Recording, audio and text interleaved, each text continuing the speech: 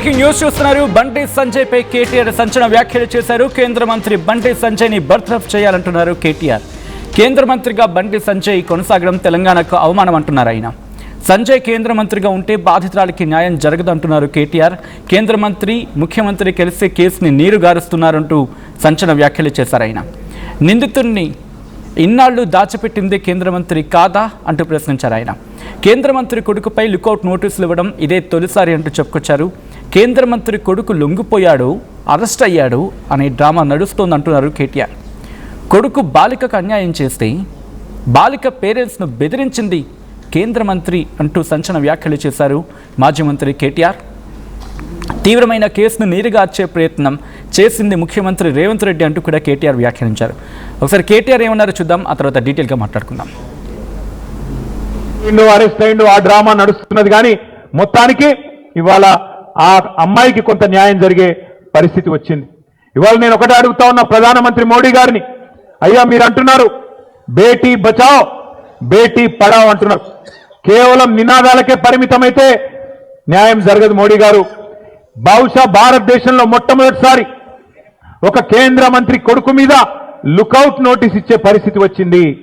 కేంద్ర మంత్రిని ఇవాళ మీరు బర్తరఫ్ చేయకపోతే ఇక్కడ విచారణ సజావుగా జరిగే పరిస్థితి లేనే లేదు.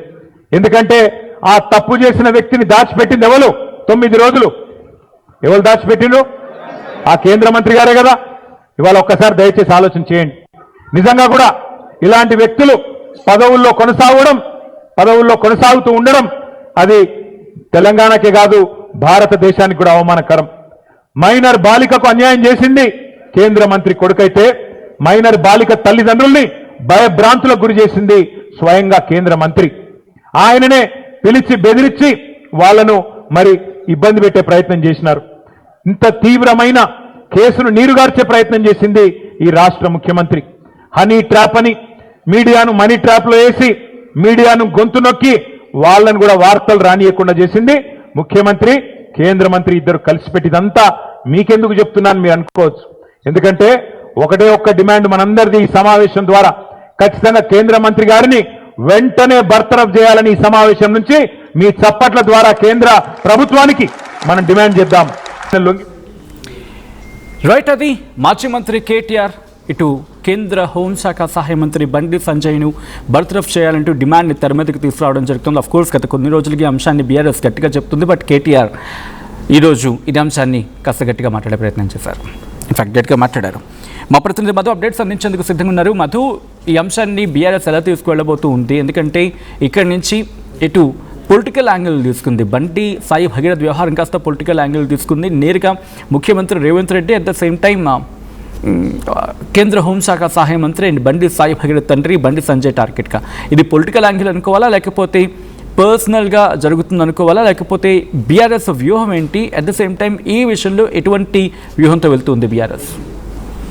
అంటే బీఆర్ఎస్ ఆల్రెడీ ఇష్యూని టేకప్ చేసింది. ఆర్ఎస్ ప్రవీణ్ కుమార్ ముందుండి ఈ అంశం పైన ఆయన ప్రెస్ కాన్ఫరెన్స్ల ద్వారా, కొన్ని ట్వీట్ల ద్వారా కొన్ని అంశాలను తెలియజెప్పే ప్రయత్నం చేశారు. కుటుంబ సభ్యులతో టచ్ లో ఉన్నాను, బాధితురాలి తల్లితో రెగ్యులర్ గా మాట్లాడుతున్నాను అనేటువంటిది ఆర్ఎస్ ప్రవీణ్ కుమార్ మెన్షన్ చేశారు. నిన్న కూడా ఆర్టీవీతో ప్రత్యేకంగా మాట్లాడారు. ఆయన ఒక ఇంటర్వ్యూలో మాట్లాడుతూ కొన్ని కీలకమైనటువంటి అంశాలను తెరపైకి తెచ్చే ప్రయత్నం చేశారు. ఈ కేసులో A1 భగీరథ్, A2 వచ్చేసి బండి సంజయ్, A3 సంగప్ప, A4 శ్రీరామ్ అనేటువంటి అంశాలను 4 పేర్లను ఆయన రివీల్ చేసే ప్రయత్నం చేశారు. ఒకటి, పోక్సో కేసు కింద బండి భగీరథ్ ఉంటే బాధిత కుటుంబాన్ని బెదిరించారనేటువంటి కేసులో A2గా బండి సంజయ్ ఉండనున్నారు.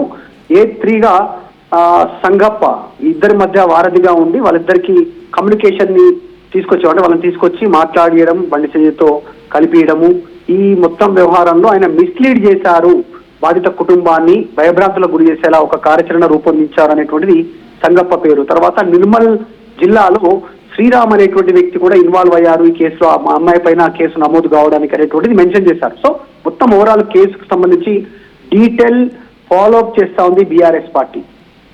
బాధిత కుటుంబం ఎవరైతే ఉన్నారో, బాధిత మహిళ, ఆ మైనర్ బాలికకు సంబంధించినటువంటి తల్లితో ఇప్పటికీ 4 సార్లు ఆర్ఎస్ ప్రవీణ్ కుమార్ ఫోన్ లో ప్రత్యేకంగా మాట్లాడారు, డీటెయిల్స్ తీసుకుంటున్నారు. వాళ్ళు ఇచ్చిన సమాచారంతో వీళ్ళు పూర్తి స్థాయిలో మీడియా సమావేశాల ద్వారా, పత్రికా ప్రకటనల ద్వారా, తర్వాత ర్యాలీలు, ధర్నాలు, నిరసనల ద్వారా, ట్వీట్ల ద్వారా బహిర్గతం చేసే ప్రయత్నం చేశారు.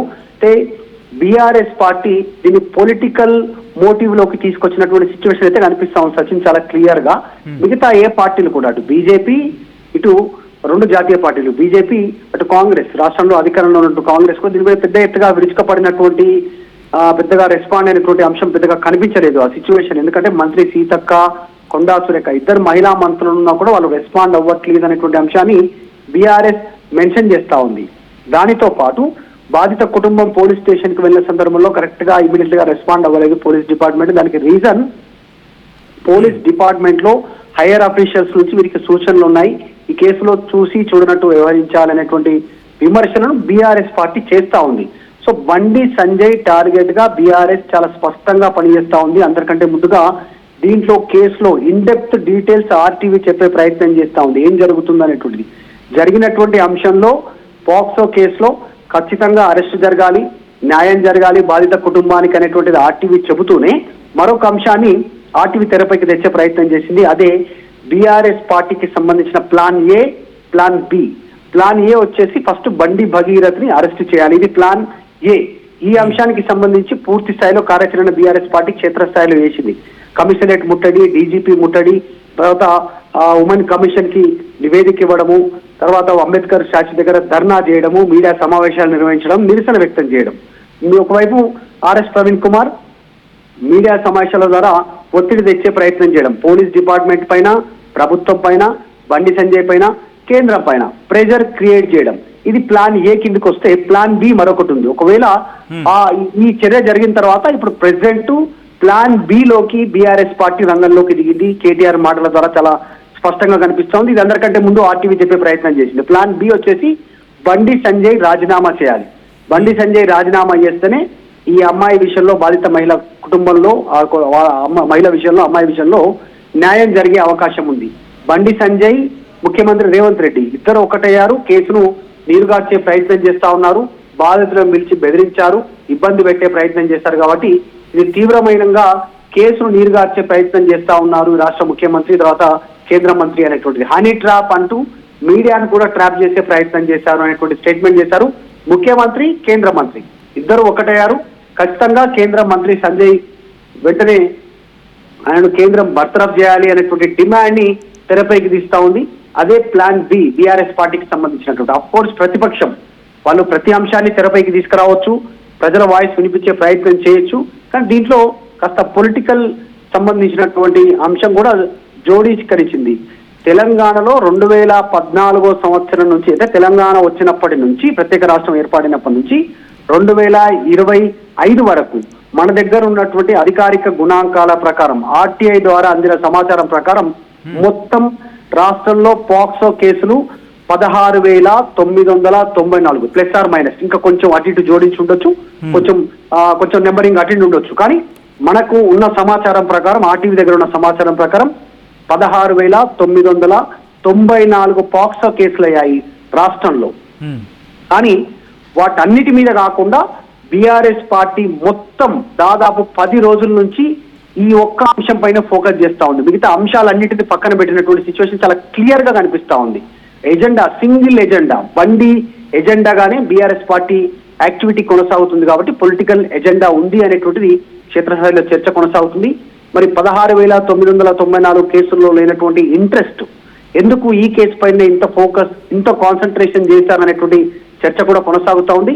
సో మొత్తానికైతే బండి సంజయ్ కేంద్ర మంత్రిగా కొనసాగడానికి వీలు లేదు, ఆయన వెంటనే తొలగించాలి, నిష్పక్షపాతకంగా విచారణ జరగాలి, కేసు విషయంలో అమ్మాయి కుటుంబానికి న్యాయం జరగాలంటే మాత్రం బండి సంజయ్ ఉండొద్దు అనేటువంటి అంశాన్ని బీఆర్ఎస్ పార్టీ తెరపైకి తెచ్చింది. వర్కింగ్ ప్రెసిడెంట్ ఆయన డైరెక్ట్ గా బాధిత కుటుంబం భయపడలేదు, బెదరలేదు, అదరలేదు, వాళ్ళు డైరెక్ట్ గా నిలబడ్డారు న్యాయం కోసం, ఇది అప్రిషియేట్ చేయాలి అనేటువంటి స్టేట్మెంట్ కూడా వర్కింగ్ ప్రెసిడెంట్ కేటీఆర్ బీఆర్ఎస్ పార్టీకి సంబంధించి స్టేట్మెంట్ చేశారు.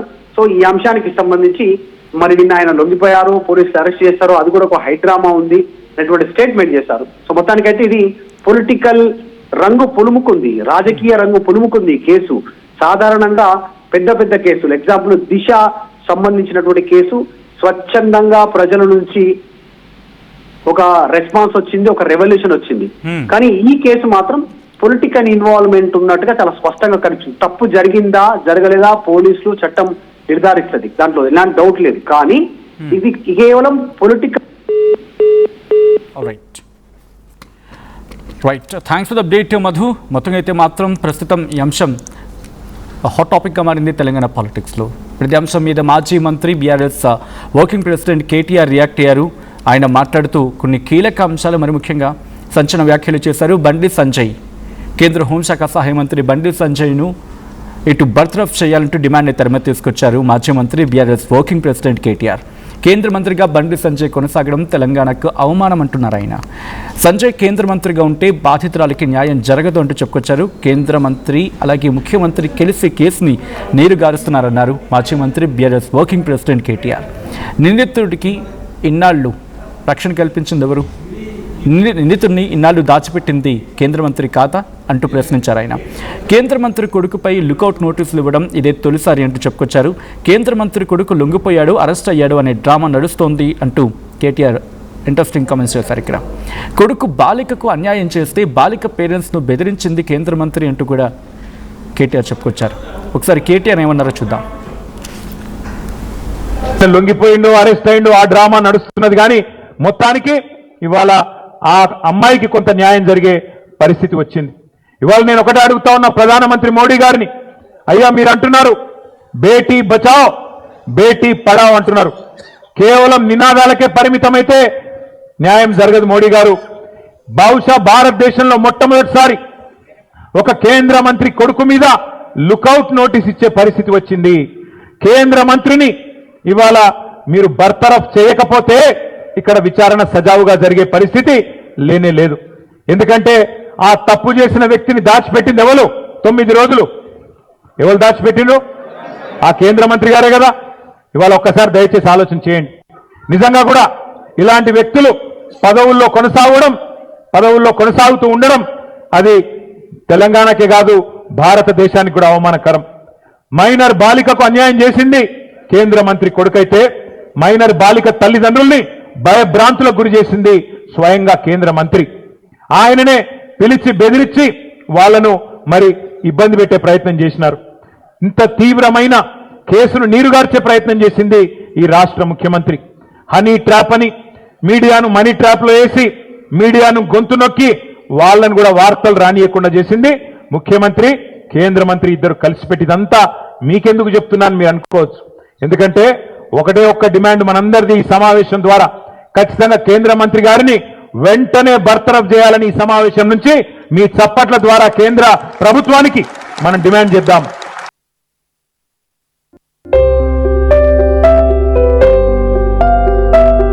చిన్న చిన్న ఆనందాలు 35 ఏళ్లుగా నా జీవితంలో లేవు. 35 ఏళ్లుగా నేను డైపర్లలో బ్రతికాను. 6 సెంటీమీటర్ల ఫిస్టులా నా మూత్రాశయంలో లీకు కారణమైంది. ఎవరూ నాకు సహాయం చేయలేకపోయారు.